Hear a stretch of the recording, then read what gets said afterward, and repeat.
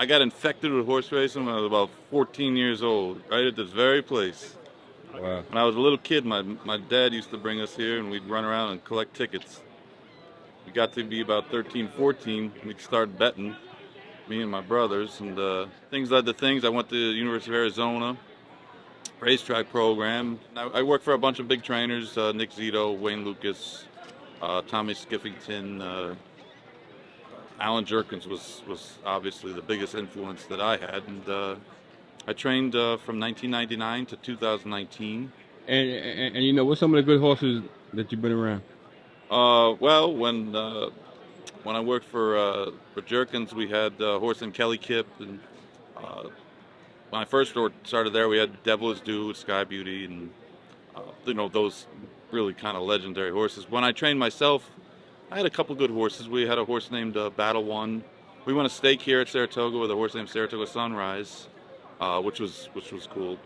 So, you know, I've been around a lot of good horses. And you know, right, how important is the groom to the barn, man? Well, you can't do it. None of this would happen without the people at the barn. You can't do your job. The grooms do an amazing job taking care of the horses, the hot walkers, the exercise riders, the assistants. It's a team effort, and it's a hard job. I mean, working on the backside is a tough job. It's 24/7. Horses can get sick at the worst times. They can get hurt the easiest ways. The craziest things can happen, and the people that take care of them every day, I mean, they become like family, and it's easy to overlook them, and they're kind of nameless, faceless people because their names don't get on the program. Their names don't get in the form, but their jobs are invaluable because the trainers could not do this, of course, without their help. Right, throughout the years, right, what's your favorite moment in horse racing? I don't know. That's a tough one.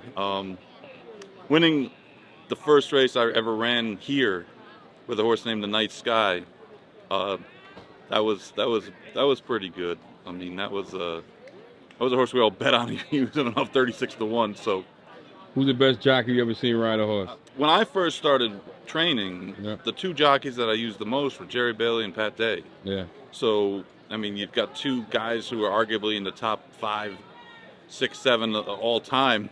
Yeah. It's kind of tough to replace those guys, but I had luck with a lot of different jockeys. Ramon Dominguez, Yeah. I did really well with him. I did great with Rafael Bejarano, Craig Perret, just a lot of different people over the years, and I'm sure I'm missing a lot of them, but the jockeys, of course, are an important part of the team too, except they don't always stay with you. Sometimes they ride the other guy's horse and they're on the other team. Yeah. But I'm too big to ride them, so that's the guys we had to use. In your lifetime, who goes down as the best trainer? I mean, I'm kind of biased, but probably Alan Jerkins.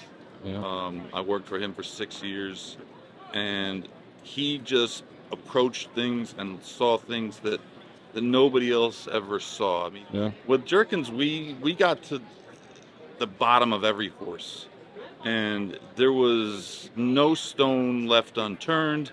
He would try different things, and he was just I worked for him for a few weeks, and I was kind of almost felt dumb because of all the things that he took into consideration I had never even thought about, and honestly, a lot of the people that I worked for hadn't really ever mentioned, and that was such a kind of a sobering experience in that he was so far ahead of everybody else, and he thought about horses in a different way, and that's just that was just part of his greatness.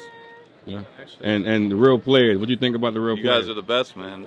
Yeah. You took a concept that needed to be done, and you ran with it, and I mean, everybody talks about in a positive nature, and you know, horse racing, there's always people looking to knock. So Yeah. the fact that you've been able to be positive and create a positive experience and get exposure for people that really have a story to tell and they don't have anywhere else to tell it, and I think that's awesome.